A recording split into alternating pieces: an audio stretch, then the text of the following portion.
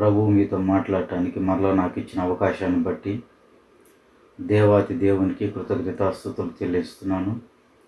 మీ అందరికి ప్రభు నామములో వందనాలు తెలియజేస్తున్నాను.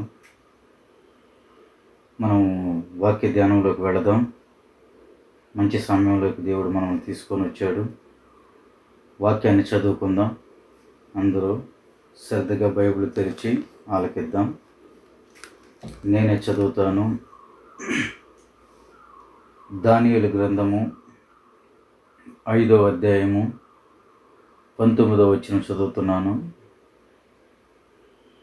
దేవుడు అతనికిట్టి మహదశ ఇచ్చినందున తానెవరిని చంపగోరినో వారిని చంపెను, ఎవరిని రక్షింపగోరినో వారిని రక్షించెను, ఎవరిని హెచ్చింపగోరినో వారిని హెచ్చించెను, ఎవరిని పడవేయగోరినో వారిని పడవేసెను. ఇక్కడ 4 విషయాలు దేవుడు మీతో మాట్లాడటకు నా హృదయాన్ని ప్రేరేపించాడు. ఆ విషయాలనే మీతో పంచుకోవాలని రాత్రి ఇష్టపడుతున్నాను. దేవుని వాక్యం చాలా విలువైనది, శ్రేష్టమైనది. అది అన్ని నామముల కంటే పైనామము కలిగిన వాక్యము దేవుని వాక్యము. ఈ వాక్యాన్ని మనం భయంతో, భక్తితో, శ్రద్ధతో మనం వినినట్లు నేర్చుకున్నట్లయితే నిన్ను నన్ను దేవుడు ఎంతగానో ఆశీర్వదిస్తాడని ప్రభు పేరటి మీకు తెలియజేస్తా ఉన్నాను. లేఖనాల్లో నుంచి మనం ధ్యానిద్దాం. దేవుడు నా హృదయంలో పెట్టిన భారాన్ని ఈ రాత్రి మీతో పంచుకోవటానికి నేను ఇష్టపడుతున్నాను. నేను మరుగైపోవాలా, దేవుని నామము హెచ్చింపబడాలా, దేవుడే మనందరితో మాట్లాడునుగాక. అవేంటో చదువుతున్నాను మరలా. దేవుడు తానెవరిని చంపగోరెనో వారిని చంపెను, ఎవరిని హెచ్చింపగోరెనో వారిని హెచ్చించెను, ఎవరిని రక్షింపగోరెనో వారిని రక్షించెను, ఎవరిని పడవేయగోరెనో వారిని పడవేసెను. మొట్టమొదటగా మనం బైబిల్లో ధ్యానిద్దాం. 4 విషయాలను 4 భాగాలుగా మీకు విభజించి ఈ రాత్రి దేవుని వాక్యాన్ని నేను ముగిస్తాను. చూద్దాం. మొట్టమొదటిగా దేవుడు తానెవరిని చంపగోరెనో వారిని చంపెను. నా ప్రియమైన దేవుని బిడ్డలారా, దేవునికి రక్షించే ఉద్దేశం ఉంటుంది కానీ చంపే ఉద్దేశం ఉంటుందా? దేవుడు రక్షించడానికే పరలోకాన్ని విడిచిపెట్టి భూమి మీదకి వచ్చాడు కదా, మరి చంపాలన్న ఆలోచన ఎందుకు కలిగింది? చంపే అంత పని మానవుడు ఏం చేశాడు అని మనం లేఖనాల్లో నుంచి కొన్ని విషయాలు మనం ధ్యానిద్దాం, చూద్దాం. 1వ సమూయేలు 2వ అధ్యాయము 25వ వచనం నేను చదువుతున్నాను. అయితే యెహోవా వారిని చంపదలసి ఉండెను గనుక వారు తమ తండ్రి యొక్క మొరను వినకపోయిరి. ఎవరంటే వీళ్ళు ఏలీ కుమారులు, దైవజనుడైన ఏలీ కుమారుల విషయమై దేవుడు ఏమంటున్నాడంటే, వారిని నేను చంపదలిసి ఉన్నాను. ఎందుకు చంపదలిసి ఉన్నాడు? వీరు ఏం చేశారు? ఎందుకు దేవుడు వీరి మీద ఇంత కోపంగా ఉన్నారు అని మనం లేఖనాల నుంచి ధ్యానిద్దాం, చదువుకుందాం. 2వ అధ్యాయము 22వ వచనం కాడి నుంచి చదువుతున్నాను. ఏలీ బహు వృద్ధుడాయను, ఇశ్రాయేలీయులకు తన కుమారులు చేసిన కార్యములన్నీ వారు ప్రత్యక్షపు గుడారం యొక్క ద్వారము దగ్గర సేవ చేయుటకు వచ్చిన స్త్రీలతో శయనించుటయు మాట చెవినబడగా వారిని పిలిచి ఇట్లనెను, ఈ జనుల ముందర మీరు చేసిన చెడ్డ కార్యములు నాకు వినబడినవి. ఇలాంటి కార్యములు మీరు ఎందుకు చేయుచున్నారు? నా కుమారులారా, ఇలాగ చేయవద్దు. నాకు వినబడినది మంచిది కాదు. యెహోవా జనులను మీరు అతిక్రమింప చూచుచున్నారు. నరునికి నరుడు తప్పు చేసిన ఎడల దేవుడు విమర్శ చేయను గాని, ఎవరైనను యెహోవా విషయంలో పాపం చేసిన ఎడల వాని కొరకు ఎవరు విజ్ఞాపన చేయుదురు. ఇక్కడ లేఖనాలు మన కొరకు రాసి ఉంచాడు. ఏలీ తన కుమారుల విషయమై హెచ్చరిస్తున్నాడు. నరుడుకు నరుడు తప్పు చేస్తే ఒకవేళ నరుడు క్షమించచ్చేమో, దేవుడు క్షమిస్తాడేమో కానీ ఎవరైనా యెహోవా విషయంలో తప్పు చేస్తే దేవుడు ఎలాగ క్షమిస్తాడు? వారి విషయమై దేవునికి ఎవరు విజ్ఞాపన చేస్తారు అని ఏలి తన కుమారుల్ని హెచ్చరిస్తున్నట్లు బైబిల్ గ్రంథం ఏలి తన కుమారుల విషయమై చాలా బాధపడుతున్నాడు, చాలా దుఃఖిస్తున్నాడు, చాలా వేదన చెందుతున్నాడు, చాలా కుమిలిపోతున్నాడు, కృంగిపోతున్నాడు.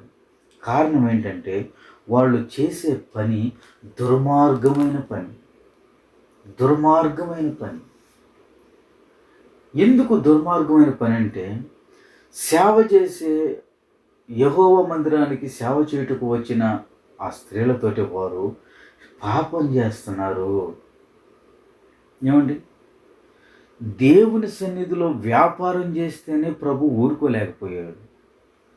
ఇది నా మందిరము సమస్త జనులకు ప్రార్థనా మందిరము, దీనిని మీరు దొంగల గురగా చేసి దీంట్లో వ్యాపారం చేస్తున్నారని వారిని గద్దించాడు యేసు ప్రభు కొరడా తీసుకొని. వ్యాపారం చేస్తేనే దేవుడు సహించలేకపోతే మరి నువ్వు ప్రార్థనా మందిరంలో చేరి స్త్రీలతో పాపం చేస్తే ఆయన ఎలాగ ఊరుకుంటాడండి? పాపానికి దేవుడు స్నేహితుడు కాదు. ఆయన పాపానికి, వెలుగుకి, చీకటికి ఎంత దూరమో పాపానికి ఆయనకు అంత దూరం. పాపాన్ని ఆయన ప్రేమించలేడు, ఎందుకంటే ఆయన పరిశుద్ధుడు.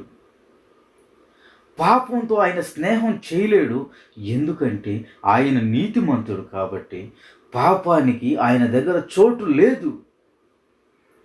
నేనేమంటానంటే, నువ్వు సేవ చేయటకు వచ్చిన పిల్లలకు, పరిచర్య చేయటానికి వచ్చిన స్త్రీలకు నువ్వు మేలు చేయకపోయినా పర్లేదు, కానీ వారి విషయంలో మనం కీడు తలపెట్టకూడదని లేఖనాలు సెలవిస్తున్నాయి. నా ప్రియమైన దేవుని బిడ్డలారా, అసలు మందిరానికి ఎందుకు వస్తారు? జనులు మందిరానికి ఎందుకు వస్తారు? ఎక్కడెక్కడి నుంచో పడిగాపులు కాసి ప్రయాసపడి పనులు వదిలిపెట్టుకొని, కుటుంబాలను వదిలిపెట్టుకొని, పిల్లలను వదిలిపెట్టుకొని మందిరానికి ఎందుకు వస్తారు? మేలు పొందటానికి, తమ జీవితాలను కాపాడుకోవటానికి, పాపం నుంచి విడుదల పొందటానికి, దేవునితో సన్నిహితంగా కలుసుకోవటానికి. అన్న ఎందుకు దేవుని మందిరానికే పరిగెత్తింది? తన పిల్లల విషయమై, తన భర్త విషయమై దేవుని మందిరానికి ఎందుకు పరిగెత్తింది? ఇంకో చోటకి వెళ్ళొచ్చుగా, ఇంకొక చోటకి వెళ్ళొచ్చుగా, లేదంటే ఇంకో ప్రదేశానికి వెళ్ళొచ్చుగా. ఎందుకంటే అన్నకి ఎక్కడికి వెళ్ళినా సమాధానం దొరకదని ఆమెకు తెలుసు.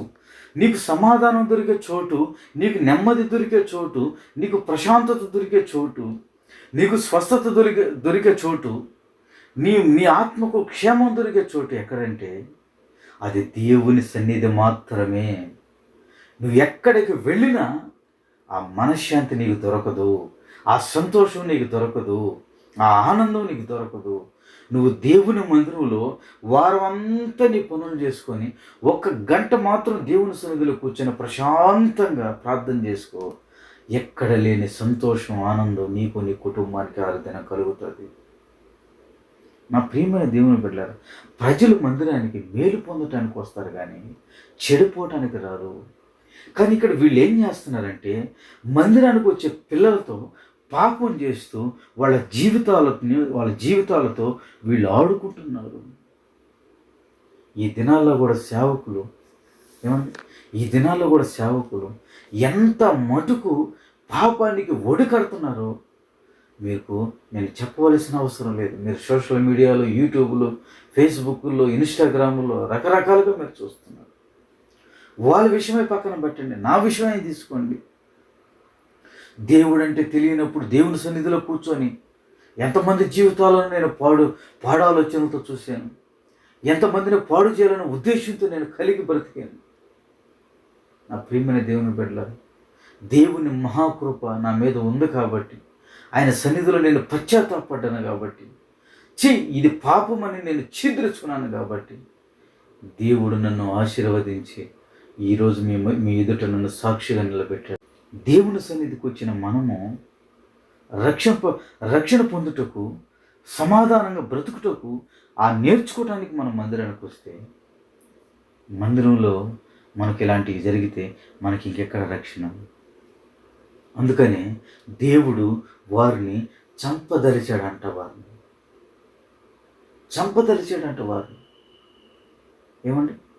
మందిరంలో నువ్వు బయట ఎక్కడో చేస్తే ఏమండి అది వేరే సంగతి. కానీ నువ్వు మందిరంలోనే చేస్తే, పాపాన్ని నువ్వు పరిశుద్ధాలయంలోకి నువ్వు తీసుకొని వచ్చేస్తే, దేవుడు నీ విషయం ఎలాగ ఓర్చుకుంటాడు అనుకుంటున్నావు? ప్రజలు నలిగిపోయి, ప్రేమ సమాధానాలు కరువైపోయి, కుటుంబంలో నెమ్మది లేక, కుటుంబంలో సమాధానం లేక, భర్త అంటే భార్యకు పడక, భార్య అంటే భర్తకు పడక, తల్లిదండ్రులు పిల్లలకు పడక, పిల్లలు తల్లిదండ్రులకు పడక నలిగిపోయి వారి మందిరానికి వస్తే, వారికి మన పాపపు మార్గాన్ని చూపిస్తే, రేపు వాళ్ళు నిత్య నరకంలో కాలిపోతుంటే దానికి నీవు నేను జవాబుదారులు కామా? ఆయన పిలుస్తున్నాడండి. రండి, ప్రయాసపడి భారం మోసుకొనుచున్న సమస్త జనులారా నా యొద్దకు రండి అని ఆయన పిలుస్తుంటే, దేవుడేమో వాళ్ళని మందిరానికి నడిపిస్తుంటే, పాస్టర్ పిల్లలేమో వాళ్ళని ఎలాగో పాడు చేయాలని చూస్తున్నారు. నా ప్రియమైన దేవుని బిడ్డలారా, ఈ పాపాన్ని దేవుడు ఓర్చుకోలేకపోయాడండి. ఈ దోషాన్ని ఓర్చుకోలేకపోయాడు దేవుడు. అందుకనే ఏలి హెచ్చరిస్తున్నాడు వాళ్ళ కుమారుల్ని. వాళ్ళేమో వారి తండ్రి యొక్క మొరను వినలేదంట. వాడు తండ్రి మొర పెడుతున్నాడు, ఒరే బాబు ఇది తప్పు నాయనంటే వారు మొరను వినలేదంట. తండ్రి మొరను వినలేదంట పిల్లలు. ఈ రోజుల్లో నా ప్రియమైన దేవుని బిడ్డలారా, నేను చెప్పకూడదు కానీ ఎక్కువ శాతము పాస్టర్ల పిల్లలే చెడిపోతున్నారండి. పాస్టర్ పిల్లలే ఆ సంఘాల్లో వాళ్ళు చేసే పనులు ఏమండి, ఆ సంఘాల్లో వారు చేసే స్టైలు, వారు చూపించే స్టైలు, వారు చేసే గర్వపు శాస్త్రాలు, గర్వ పనులు, దేవుడైతే ఎలా ఓర్చుకుంటున్నాడు నేను అది వివరించలేను ఆయన ప్రేమను. దేవుడు కాబట్టి భరిస్తూ ఏమండి సహిస్తూ ఓపిక కలిగి ఎదురు చూస్తున్నాడండి.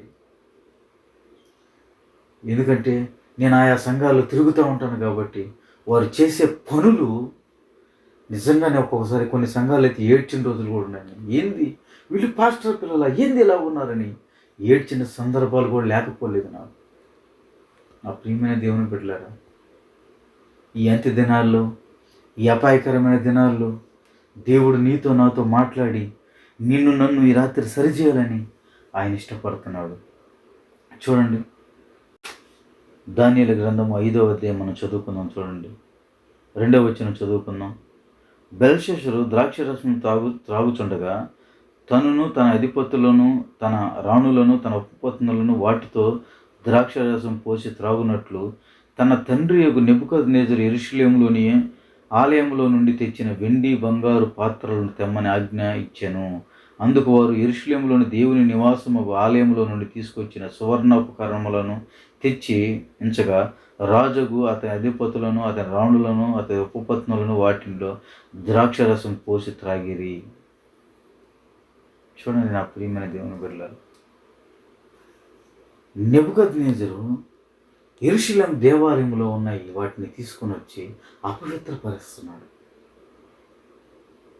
అవి అపవిత్రపరుస్తున్నాడండి. దేవుని సొమ్మును అపవిత్రపరచకూడదు, పాడు చేయకూడదన్న ఇంగిత జ్ఞానం కూడా ఈరోజు మానవుల్లో లేకుండా పోయిందండి. అరే, ఈ దేవుని సామాను, దేవుని వస్తువులే, నేను ఎలాగ వీటిని తాగుతాను, వీటిని ఎట్లాగ అపవిత్రపరుస్తాను, తెచ్చుకొని ఎంజాయ్ చేస్తున్నానంట దేవుని వస్తువులను తెచ్చుకొని. నా ప్రియమైన దేవుని బిడ్డలారా, ఈ రోజుల్లో సంఘాల్లో కూడా దేవుని కోసం కష్టపడి ప్రజలు రేయింబగలు పనిచేసి కానుకల రూపంలో, వస్తువుల రూపంలో, ఏమంటే ఇంకొక రూపంలో దేవుని సన్నిధికి తీస్తే వీళ్ళు తమ సొంత కార్యాలకు వాటిని ఉపయోగించుకొని దేవుని నీతిని అవమానపరుస్తున్నారండి. దేవుని నీతిని అవమానపరుస్తున్నారు, దేవుని కానుకను అవమానపరుస్తున్నారండి. సేవకుడికే కదండి, సేవకుడికే. సేవకుడు ఎంతవరకు తినాలి, సేవకుడు ఎంతవరకు ఉండాలి, అంతవరకే ఉండాలి. దానికి మించి అధికంగా నువ్వు దేవుని సొమ్మును పాడు చేసేస్తావు. ఈరోజు దేవుని భయం బొత్తిగా మనుషుల్లో లేకపోయిందండి. సేవకుల్లో లేదు, దేవుని ప్రజల్లో లేదు. దేవుని భయం బొత్తిగా కోల్పోయారు వీళ్ళు. కారణం ఏంటో తెలుసా? ఆయన దయాదాక్షిణ్యపూర్ణుడు కాబట్టి, ఆయన కోపించుచునే వాత్సల్యత చూపించాడు కాబట్టి వీళ్ళది తెలుసుకొని దేవుని భయం లేకుండా బ్రతుకుతున్నారు.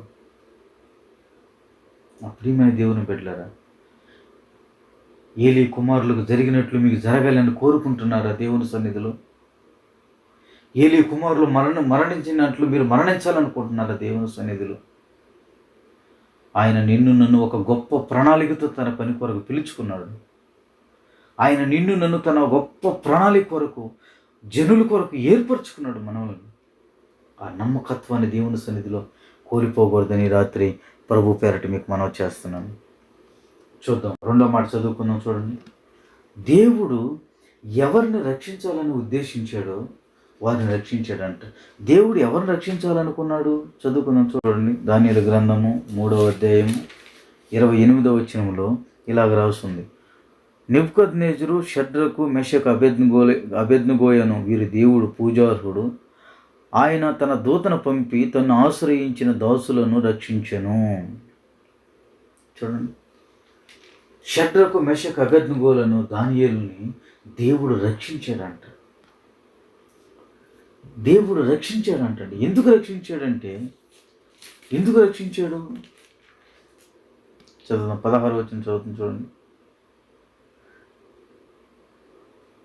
షడ్రకు, మెషకు, అబేద్నెగోయు రాజుతో ఇలాగ చెప్పిరి: నెబుకద్నెజరు, ఇందును గూర్చి నీకు ప్రత్యుత్తరం ఇవ్వాలన్న చింత మాకు లేదు.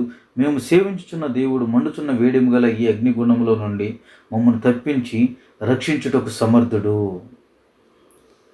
రాజు ఒక ప్రతిమను చేశారంట. ఆ ప్రతిమకు వీళ్ళు మొక్కలేదని వీళ్ళ మీద కోపపడి వీళ్ళని అగ్ని గంధకాల్లో వేయాలని దాన్ని వేడి చేశారంట. ఇప్పుడు వీరేమంటున్నారంటే, దేవుడు మమ్మల్ని రక్షించుటకు సమర్థుడు. ఒకవేళ రక్షించకపోయినా నీ ప్రతిమకు మాత్రం మొక్క. దేవుడి పట్ల వీరు ఏమి తీర్మానం కలిగి ఉన్నారండి నా ప్రియమైన దేవుని బిడ్డలారా? దేవుడు మమ్మల్ని రక్షించుటకు సమర్థుడు. రక్షించకపోయినా మేము ఆయనను మాత్రమే సేవిస్తారు.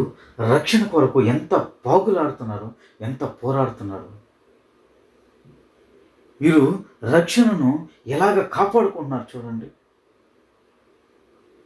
వీరు అగ్నిగుండం అంటే భయం లేదు, సింహాలు పోనంటే భయం లేదు, ఏమంటే రాజు చంపేస్తానంటే భయం లేదు. ఎందుకంటే వారికంటే గొప్పవాడని వారు దేవుడు వీరు నమ్మారు. నా దేవుడు మీకంటే బలవంతుడని దానియేలు, షడ్రకు, మెషకు, అబేద్నెగోలు నమ్మారు. రాజా, నీకంటే మా దేవుడు బలవంతుడు. ఏమి నమ్మకం అండి దేవుని పట్ల వీరికి, ఏమి విశ్వాసం అండి దేవుడికి వీరి పట్ల. వీళ్ళు చనిపోతానని కూడా, ఏమండి, వీళ్ళు మరణానికి దగ్గర అవుతున్నా కూడా వీరి విశ్వాసం సావలేదండి. వీరి విశ్వాసం సన్నగలలేదండి. దేవుని కొరకు ఏమి నిలబడ్డారండి, ఏమి పౌరుషం, ఏమి రోషం అండి ఇది దేవుని కొరకు. ఎవరు చెప్పారండి వీళ్ళకి అంత రోషంగా నిలబడమని? ఈ రోజుల్లో ఏదైనా తప్పు చేసి దొరికిపోతే తప్పించుకోవటానికి నానామైన మార్గాలు ఎత్తుకుంటున్న ఈ రోజుల్లో దానియేలు వీళ్ళ స్నేహితులు మనకు ఒక మాదిరిగా ఉన్నారండి. ఈరోజు దేవుని కోసం ఎంత నిలబడ్డారండి నా ప్రియమైన దేవుని బిడ్డలారా. మన ముందున్న మిషనరీలు కానీ, మన ముందున్న సేవకులు కానీ దేవుని కొరకు ఒక తీర్మానం కలిగి ఒక అడుగేసి తన చనిపోయేంత వరకు దేవుని కోసం బ్రతికి చనిపోయారండి. గొప్ప గొప్ప దైవజనులు, గొప్ప గొప్ప మిషనరీలు. నా మటుకైతే నేను వారి పేరెత్తడానికి కూడా నేను అర్హును కాదు, పాత్రును కాదు. నా ప్రియమైన దేవుని బిడ్డలారా, గొప్ప వాళ్ళు దేవుని కోసం ప్రాణార్పణంగా పొయ్యిబడి బలిపీఠం మీద తమ జీవితాలను అర్పించి దేవుని కొరకు చనిపోయారండి వాళ్ళు. అన్నం తిన్నారో లేదో తెలియదు, వారికి సౌకర్యాలు ఉన్నాయో లేవో తెలియదు, వారు సక్రమంగా ఉన్నారో లేదో తెలియదు.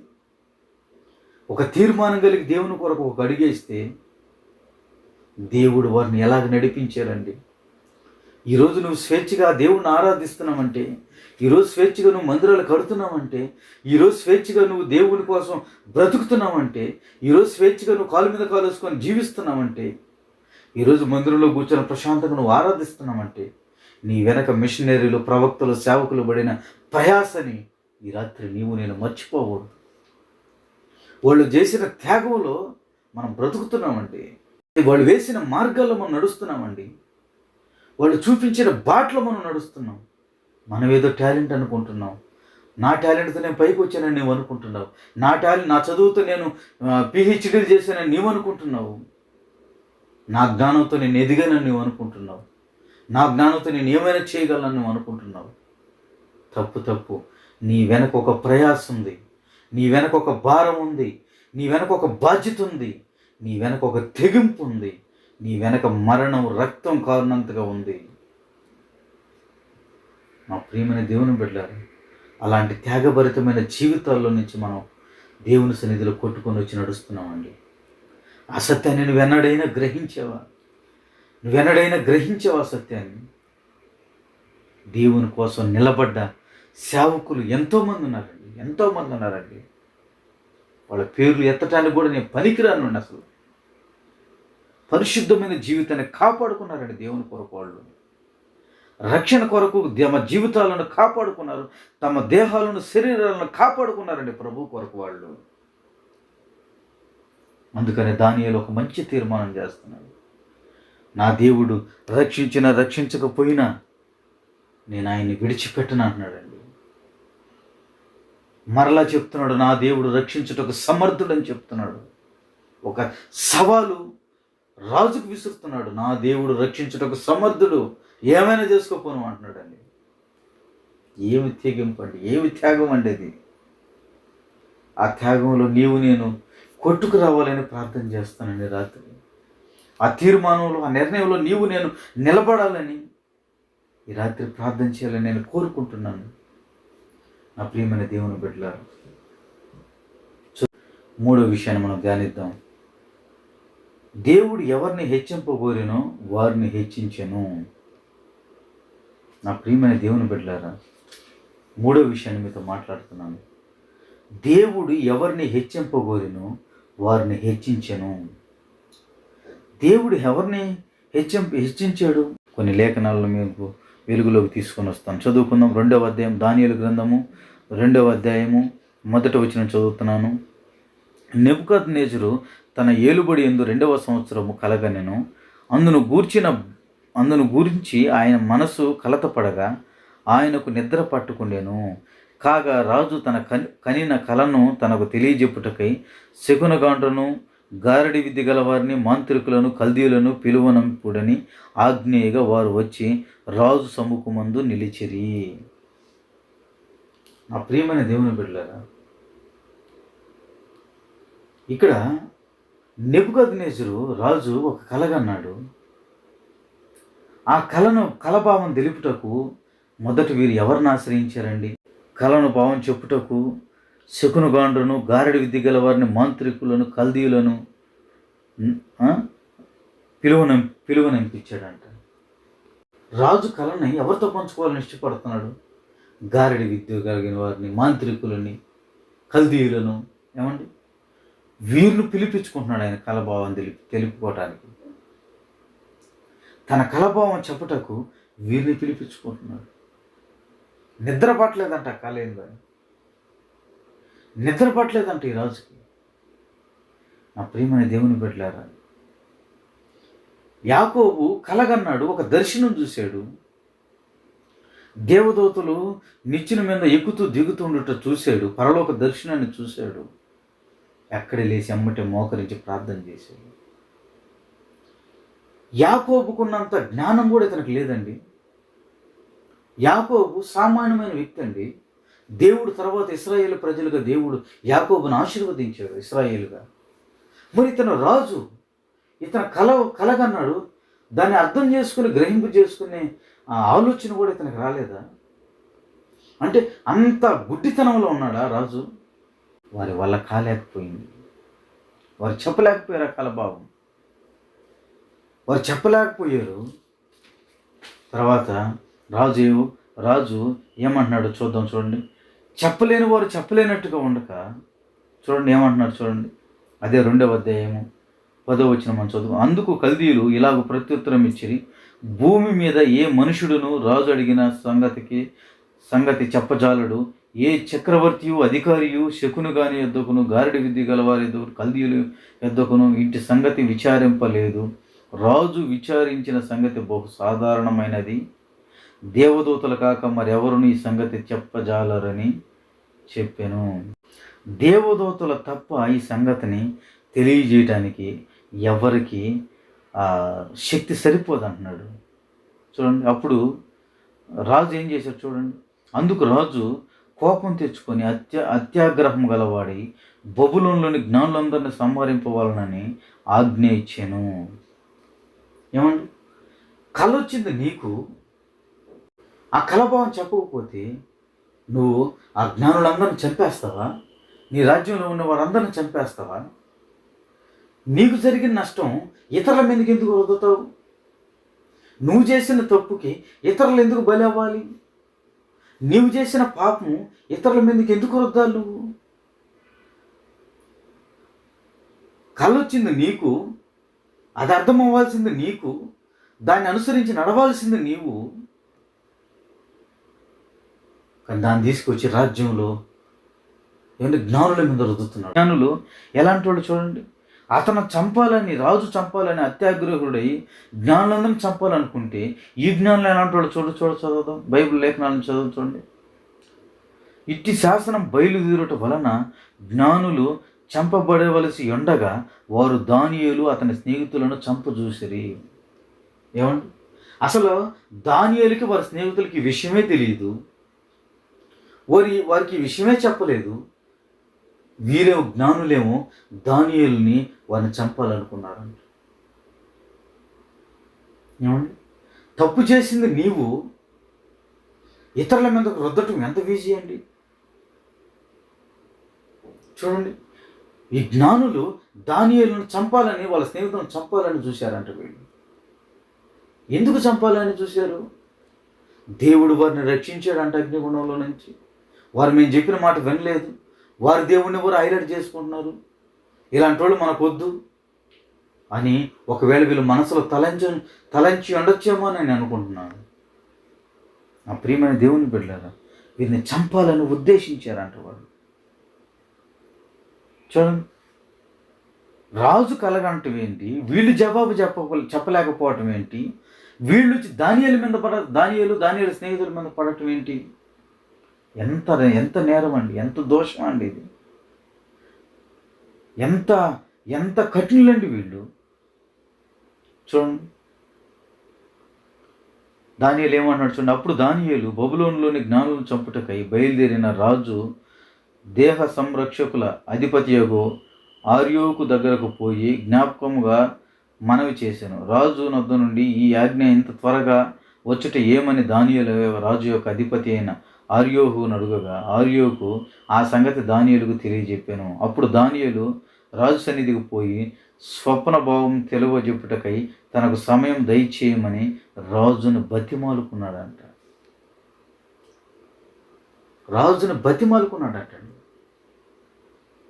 ఆ ప్రియమైన దేవుని బిడ్డలారా, ఆలోచించండి ఈ విషయం. దానియేలు మాకు ఏ విషయం తెలియదు రాజా, మాకెవరు చెప్పలేదు, ఏం జరిగింది, ఎందుకు నువ్వు అంత కోపంతో ఉన్నావు అని రాజు దగ్గర ఉన్న భటుడిని అడిగితే ఆయన చెప్తున్నాడు ఈ మాట. ఆర్యోకు చెప్తున్నాడు ఈ సంగతి. ఏమండి, ఈ జ్ఞానులు చెప్పలేకపోయారు. ఆ సంగతి దానియేలుకు తెలియజెప్పచ్చుగా. దానియేలు ఇట్లాగ కలగన్నాడంట, మేము చెప్పలేకపోతున్నాం, ఒకవేళ నిన్ను అడిగితే నువ్వు ఏదైనా చెప్తావా లేదా, నువ్వు ముందుగానే చెప్పు, లేదంటే రాజు కోపం తెచ్చుకుంటున్నాడని దానియేలుకి వీరు వివరంగా చెప్పచ్చుగా, మాట్లాడచ్చుగా. కానీ దానియేలుతో వీరు మాట్లాడకుండా, దానియేలుకి విషయం తెలియకుండా రాజు చేతే వీరిని చంపించాలని దానియేలుని వీరు ఎంత కుట్ర పన్నారండి వీళ్ళు, ఎంత కుట్ర పన్నారు. అందుకని దానియేలుకి ఈ వార్త వినపడంగానే దానియేలే రాజు సన్నిధికి వెళ్ళిపోయి, నీ స్వప్నభావం మాకు తెలుపుము, మాకు కొంత సమయం ప్రార్థన చేస్తానని చెప్పాడు దానియేలు. నీ భావం మేము తెలుపుతో కొంత సమయం మాకు కావాలని అడిగాడండి, బతిమాలుకున్నాడంట. దానియేలు గ్రంథము 2వ అధ్యాయము 18వ వచనం చదువుతున్నాను. తానును తన స్నేహితులను బబులోనులో తక్కిన జ్ఞానులతో కూడా నశింపకుండునట్లు ఆ కల యొక్క మర్మ విషయంలో పరలోకమందున్న దేవుని వలన కటాక్షం పొందు నిమిత్తమై ఆయనను వేడుకొనుడని వారిని హెచ్చరించెను. దానియేలుని వీరు చంపాలని ఉద్దేశిస్తే దానియేలు వీరు బ్రతుకున్నట్లు దేవుణ్ణి వేడుకోమంటున్నారు తన స్నేహితులు. దేవుని మనసు ఇదండి. శత్రువును కూడా ప్రేమించే మనసు దేవునిదండి, దేవుని బిడ్డలదండి అది. నిజంగా దేవుని కొరకు బ్రతికేవాడు శత్రువును కూడా ప్రేమిస్తాడు. నిజంగా దేవుని కొరకు నిలబడేవాడు శత్రు విషయంలో కూడా జాలిపడి ఉంటాడండి. దానియేలుని జ్ఞానులు చంపాలనుకున్నారు, జ్ఞానులు కూడా రక్షించాలని దానియేలు తండ్రిని వేడుకుంటున్నాడు. మరి నీ విషయంలో కీడు చేసిన వారిని, నీ విషయంలో నిన్ను అన్యాయం చేసిన వారిని, నీ విషయంలో నిన్ను అక్రమం చేసిన వారిని, నిన్ను పాడు చేసిన వారిని, నిన్ను దుర్మార్గంగా నడిపించిన వారిని నీవు రక్షించాలని దేవుని వేడుకుంటున్నావా? నీవు దేవుని వేడుకుంటున్నావా? నా ప్రియమైన దేవుని బిడ్డలారా, నేను కూడా కొన్ని విషయాల సందర్భాలు నేను ఓర్చుకోలేను. కానీ దేవుని ఎదుట నేను బతిమాలుకుంటున్నాను, నాకు ఆ ఓర్పు కావాలయ్యా. శత్రువును కూడా ప్రేమించే ఓపిక సహనం కావాలయ్యా అని వేడుకుంటున్నాను. నాకు ఒక అతను ఏం చెప్పాడంటే, శత్రువులందరూ నువ్వు ప్రేమించు, నీకు వారు మిత్రులుగా అయిపోతారు, దేవుడు నాకు చెప్పమని నీకు చెప్తున్నానని చెప్పాడు ఆయన. ఆయన ఈ మాట చెప్పిన కొద్ది దినాలకి నా శత్రువులందరూ నా కళ్ళు ఎదుటే కనిపించారండి. అసలు నేను నిజంగా ఈ విషయం ఆశ్చర్యపోయానండి. నేను వారిని ప్రేమించాను, వారిని ఇంటికి పిలిపించాను, వారికి చేయవలసిన కార్యాలు చేసి పంపించాను. నా శత్రువులు దేవుడు నేను ప్రేమించమంటున్నాడని ఆ వ్యక్తి ద్వారా దేవుడు నాతో మాట్లాడితే ఆ మాట నేను తీసుకున్నానండి. అప్పటి నుంచి నేర్చుకుంటున్నాను, శత్రువుని ప్రేమించటం కూడా నేర్చుకుంటున్నాను నేను అప్పటి నుంచి. నా ప్రియమైన దేవుని బిడ్డలారా, ఎంతోమంది మనల్ని హాని చేయాలని చూస్తారు, ఎంతోమంది మన కీడు చేయాలని చూస్తారు. నన్నైతే ఎంతమంది వాడుకొని తమ్ముడని వాడుకుంటూ నా జీవితాన్ని వాళ్ళు ఆ పనులన్నీ చేపించుకొని చివరికి ఏమి చేయలేని వ్యక్తులుగా వదిలిపెట్టేశారండి. నా ప్రియమైన దేవుని బిడ్డలారా, దేవుని కోసం నమ్మకంగా ఈ రోజుల్లో బ్రతుకుతున్న మా జీవితాలను వీళ్ళు ఆట బొమ్మలుగా మమ్మల్ని వాడుకొని మధ్యలో వదిలిపెట్టేసిన సేవకులు ఎంతోమంది నా కళ్ళ ముందు ఉన్నారు. వారి పేర్లు చెప్పాలనుకుంటే నాకే సిగ్గేస్తుంది, వాళ్ళ పేర్లు నేను చెప్పాలనుకుంటే నాకే సిగ్గుపడతా ఒక్కో విషయంలో. వీళ్ళ సేవకులు అని అనిపిస్తుంది. కానీ దేవానికి స్తోత్రం అని చెప్తాను నేను, దేవానికి స్తోత్రం అని చెప్తాను నేను. నా ప్రియమైన దేవుని బిడ్డలారా, ఇది సిగ్గుపడాల్సిన సమయం. దేవుని బిడ్డలు దానియేలుని చంపాలనుకున్న జ్ఞానుల్ని దానియేలు ఆ జ్ఞానులు కూడా రక్షించమని దేవుని వేడుకుంటున్నాడండి. నీవు నేను ఈ రాత్రి దానియేలు కలిగిన మనసు నీకు నాకు కలిగి దేవుని మనం వేడుకోగలిగితే నీ శత్రువు కూడా రేపు దేవుని పాదాలు ఎదుటకు వచ్చేసి మోకరిస్తాడు ఆయన. నీ శత్రువులు కూడా రేపు దేవుని పాదాలు ఎదురుకు వచ్చి మోకరించి దేవుని పాదాలు పట్టుకుంటారు. నా ప్రియమైన దేవుని బిడ్డలారా, యేషావుని గుంటలో తన అన్నలు వేసేశారండి. కోపము. యేషావుని తన అన్నలు ద్వేషించారండి. యేషావుని తన అన్నలు ప్రేమించలేదు. కానీ అన్నలు ప్రేమించకపోయినా, అన్నలు ద్వేషించిన, కుటుంబమే వెలివేసిన దేవుడు వెలివేయలేదండి. యేషావుని అమ్మేసిన ఎన్నడూ యేషావు బాధపడలేదండి. ఒక బానిసగా అమ్మేశారండి యేషావుని. కానీ యేసేపు ఎక్కడ కూడా నన్ను బానిసగా అమ్మేశారే, నా తండ్రి యొద్ద విస్తారమైన ఆస్తి ధనం ఉంది, కూర్చొని తిన్న తరగని ఆస్తి ఉంది, నేనేంటి ఇలాగ బానిసగా పనిచేస్తున్నానని యోసేపు ఎక్కడ బాధపడలేదండి. ఏమండి నా ప్రియమైన దేవుని బిడ్డలారా, యోసేపును ఒకసారి పాపం చేయమని పోతీఫరు భార్య పిలుస్తుంది. మాటి మాటికి పిలుస్తుందంట. ఆదికాండం 42వ అధ్యాయం మనం చదువుకుంటే ఆ విషయాలు మనకు ఆదికాండం 39:10 మనం చదువుకుంటే ఆ విషయాలు మనకు బయటపడతాయి. మాటి మాటికి పిలుస్తుందంట. కానీ యోసేపు తన జీవిత విషయమై, పాపం విషయమై దూరంగా పారిపోయాడండి యోసేపు. నీవు పాపం విషయమై పారిపోతే దేవుడు నీకు తోడై ఉంటాడు. నువ్వు పాపాన్ని విడిచిపెట్టాలని నువ్వు ప్రయాసపడితే దేవుడు నీకు సమీపంగా ఉంటాడు. ఈ రోజుల్లో సంఘాల్లో నష్టపోయేది ఎందుకంటే, ఈ రోజుల్లో సంఘాల్లో కఠినమైన పరిస్థితులు ఎందుకు? ఈ రోజుల్లో సంఘాలు మార్పు లేకపోవటానికి గల కారణం ఏంటంటే, పాపాన్ని విడిచిపెట్టలేరండి. పాపాన్ని విడిచిపెట్టలేకనే నష్టమంతా కొని తెచ్చుకుంటున్నారండి. వీళ్ళు నష్టాన్ని కొని తెచ్చుకుంటున్నారండి, పాపాన్ని విడిచిపెట్టలేకనే. నా ప్రియమైన దేవుని బిడ్డలారా, నువ్వు పాపాన్ని విడిచిపెట్టలేకపోతే నువ్వేదో ఒక రోజు నష్టపోతావు.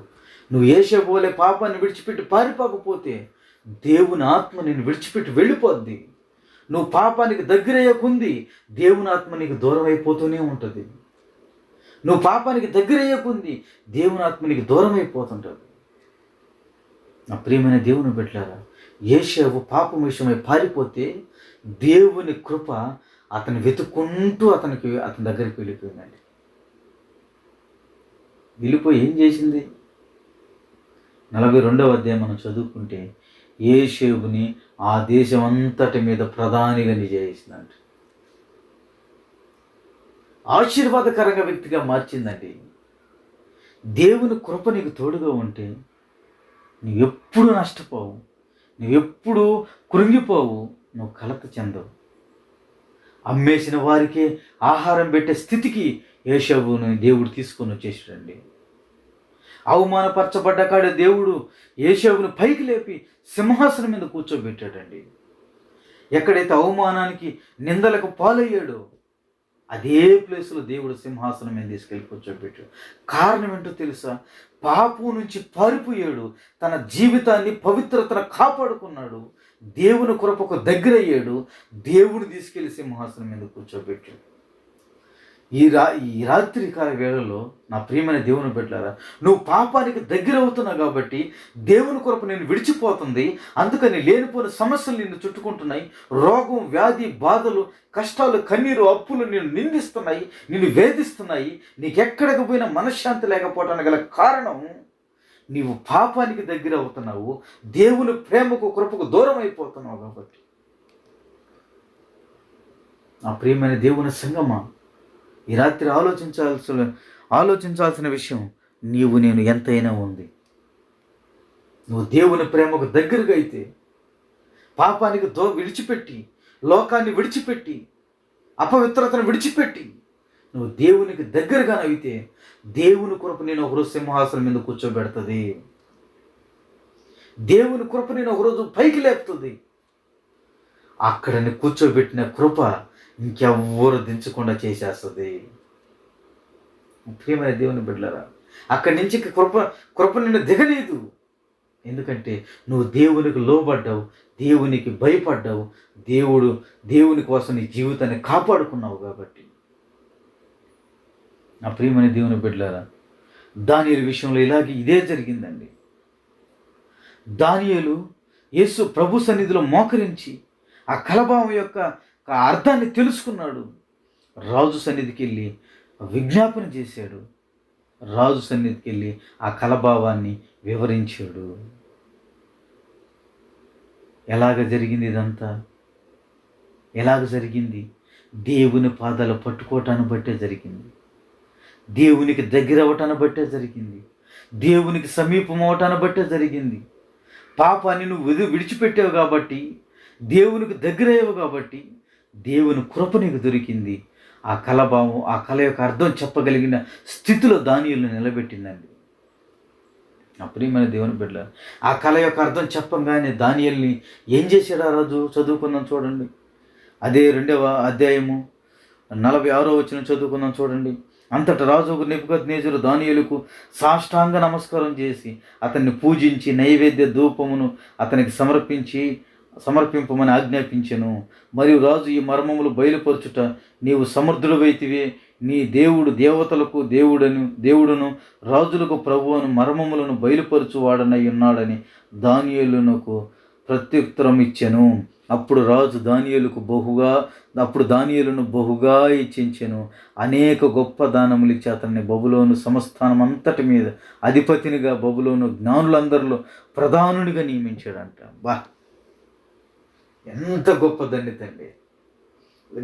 జ్ఞానులు దానియేలును చంపాలనుకున్నారు, జ్ఞానులకే ప్రధానిగా మిగిలిపోయాడండి దానియేలు. జ్ఞానుల్నే శాసించేవాడిగా మిగిలిపోయాడండి దానియేలు. ఎంత హెచ్చించాడండి దానియేలు! దేవుడు తన యందు భయభక్తులు గలవారిని, తన సేవించేవారిని, దేవుని కోసం బ్రతికేవారిని దేవుడు ఎంత హెచ్చించాలని కోరుకుంటే, ఈరోజు నువ్వు పాపాన్ని చూసి, డబ్బును చూసి, లోకాన్ని చూసి నువ్వు అమ్ముడుపోయి దేవుని కృపను కోల్పోయి మధ్యలో నువ్వు దేవుని చేతిని వదిలిపెట్టేస్తున్నావే. నా ప్రియమైన దేవుని బిడ్డలారా, దేవుని కృపకు నువ్వు దూరం అయిపోతున్నావు ఏంటండి? నీటిలో నుండి పేతురుని రక్షించాడండి. సేన దయ్యములు పట్టిన వారిని దేవుడు రక్షించాడండి. నీవు దేవుని కోసం నిలబడితే నిన్ను రక్షించి నిన్ను ప్రధానమంత్రిగా చేసేస్తాడు ఆయన. యేషవుని దేవుని కొరకు నిలబడితే యేషవుని దేవుడు ప్రధానమంత్రిగా చేసేసాడు. నా ప్రియమైన దేవుని బిడ్డలారా, దానియేలునంట జ్ఞానులందరి మీద ప్రధానునిగా నియమించేశాడంట. అబ్బా, రాజు దానియేలుకు సాష్టాంగ నమస్కారం చేశాడంటండి. ఒక్క దేవునికి భయపడితే నువ్వు ఎక్కడుంటావు, నీ బాధ్యత ఎక్కడుంటుందో, నువ్వు ఎక్కడ కూర్చుంటావో అది ఎవరు ఊహించలేరు, ఎవరు వివరించలేరండి. నా ప్రియమైన దేవుని పట్టుకోవటం మనం నేర్చుకోవాలి. దేవుని కోసం నిలబడటం నేర్చుకోవాలి. దేవుని ఆజ్ఞలకు నేను లోబడగలిగితే ఎంత దీవెన నేను పొందుకుంటామో ఈ రాత్రి ప్రభునామములో మీకు నేను తెలియజేస్తున్నాను. చివరిగా నేను ముగింపులోకి వచ్చాను. సమయం చాలా కాలతీతం అయిపోతుంది. 4వ మాట చదువుకుందాం. దేవుడు ఎవరిని పడవేయగోరెనో వారిని పడవేశాను. దేవుడు ఎవరిని పడేయాలనుకున్నాడంట? యెషయా గ్రంథం 14:11 మనం చదువుకున్నట్లయితే, సమయం లేదు కాబట్టి నేను త్వరగా ముగిస్తున్నాను. లూసిఫర్ను దేవుడు పాతాళమునకు పడేయాలనుకున్నాడు. ఎందుకంటే దేవునితో సమానంగా తను గర్వించుకున్నాడు, హెచ్చించుకున్నాడు. ప్రభు లేఖనాలు ఏం సెలవిస్తున్నాయి? తను హెచ్చించుకున్నవాడు తగ్గించబడతాడు, తను తగ్గించుకున్నవాడు హెచ్చించబడతాడు. అందుకని దేవుడు శిష్యుల పాదాలు కడిగే అంతవరకు తగ్గించుకున్నాడు. దేవుడు సింహాసనాన్ని యేసు ప్రభుకి ఇచ్చేశాడు. ఆ ప్రియమైన దేవుని బిడ్డలారా, మీలో గొప్పవాడు కోరుచున్నారా? మీలో గొప్పవాడు అవ్వాలంటే మిమ్మల్ని మీరు తగ్గించుకోవాలని చెప్పాడు దేవుడు. మనలో తగ్గింపు ఉండదు. ఏమండి, మనలో తగ్గింపు ఉండదు. మన గర్వం సావదు, మన అహం సావదు. మళ్ళీ నేను పాస్టర్ని, విశ్వాసిని, నేను భక్తుడిని అని చెప్పుకుంటూ తిరుగుతూ ఉంటాం. మనం యేసు ప్రభువే పాదాలు గడిగేంత వరకు తగ్గించుకుంటే నేను ఏ పాటోళ్ళం అండి? ప్రభు కంటే మనం గొప్పవారు అని అనుకుంటున్నామా? నీచులం, దుర్మార్గులం అండి. ఆయన తన రక్తం ఇచ్చి మనల్ని సంపాదించుకొని కొనుక్కొని నన్ను రక్షించాడండి. ఆయన నన్ను రక్షించడానికి తన ఏకైక కుమారుడిని భూమి మీదకి పంపించి నలగొట్టేశాడండి, నీ కొరకు నా కొరకు. నీవేమో నలగటం ఇష్టం లేక ఏదో పైనుంచి చూసి దేవదూతలా గర్విస్తూ ఉన్నావు. నీ పతనాన్ని నువ్వే దవ్వుకుంటా ఉన్నావు. సేవ చేస్తున్నాను, భక్తి చేస్తున్నాను, అన్నీ చేస్తున్నాను అనుకుంటున్న నీకు నీవే పతనాన్ని కోరుకుంటున్నావు, నీకు నీవే గుంట తీసుకుంటా ఉన్నావు అన్న సత్యాన్ని నీవు గ్రహించలేకపోతున్నావు.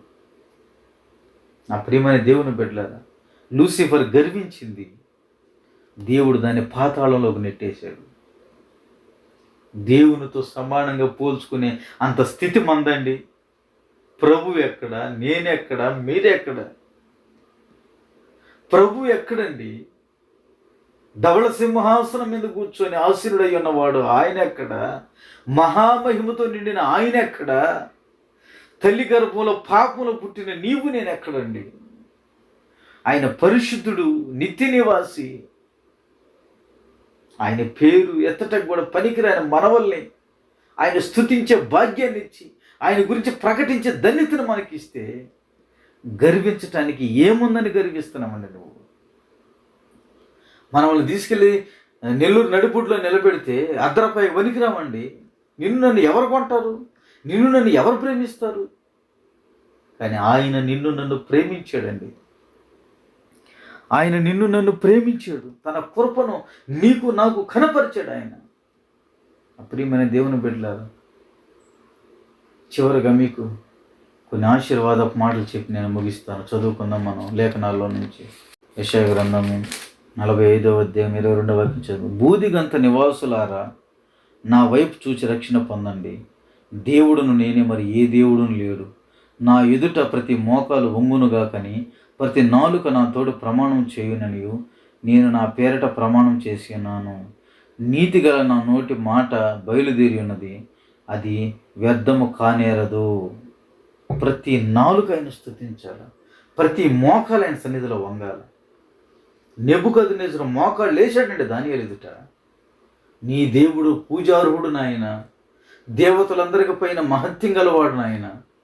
దానియేలు ఎదుట మోకరించాడండి నెబుకద్నెజరు రాజు. దానియేలు దేవుని దగ్గర మోకరిస్తే రాజు దానియేలు దగ్గర మోకరించాడండి. ఎంత దండితండి, ఎంత దండితండి. ఏషావు దేవునికి భయపడితే ఏషావు ఎదుట అన్నలు మోకరించారండి. ఎంత దండిత పొందాడండి, ఎంత దండిత పొందాడండి. నా ప్రియమైన దేవుని బిడ్డలారా, ఈ ఆశీర్వాదం ఎవరికి దొరికిందండి? దేవుని ప్రేమించే వారికి, ఆయన ఎదుట మోకరించే వారికి, ఆయన కృప కొరకు వేడుకునే వారికి ఈ ఆశీర్వాదం, ఈ దండిత దొరికింది. అది అందరికీ దొరకదు. నీకు నాకు ఆ దండిత దొరకదు. అది దేవుని కొరకు నిలబడే వారికే దొరకదండి. ఈ రాత్రి దేవుని కొరకు నీవు నేను నిలబడగలిగితే, ఈ రాత్రి దేవుని కోసం నీవు నేను ఒక సమర్పణ కలిగి, ఒక తీర్మానం కలిగి దేవుని కొరకు నీవు నేను నిలబడగలిగితే, దానియేలుని హెచ్చించినట్లు, యోసేపుని హెచ్చించినట్లు ఈ రాత్రి దేవుడు నిన్ను నన్ను కూడా హెచ్చించడానికి ఆయన సిద్ధంగా ఉన్నాడు. మనం చేయవలసిందల్లా ఒకటే, పాపం నుంచి దూరంగా పారిపోతే దేవుని కృప మనల్ని వెతుక్కుంటూ వచ్చి నిన్ను సింహాసనం మీద కూర్చోబెడతాడు. ఎప్పుడైతే నువ్వు పాపానికి దగ్గర అవుతావో దేవుని కృప నీకు దూరం అయిపోద్ది. నువ్వు ఆశీర్వాదాన్ని పొందలేవు, నువ్వు ఆశీర్వాదాన్ని పొందలేవు. నువ్వు దేవుని కృపకు దగ్గర అయితే దేవుణ్ణి తీసుకెళ్ళి సింహాసనం మీద కూర్చోబెడతారు. రాజులు, అధికారులు నీ ఎదుటికి వచ్చి మోకాళ్ళు వేస్తారు. కేవలం అది దేవునికి మాత్రమే సాధ్యం, దేవునికి మాత్రమే సాధ్యం. ఆయనకే మహిమ కలుగునుగాక. దేవుని మనం పాదాలు పట్టుకుంటే జనులు నీ పాదాలు పట్టుకుంటారండి.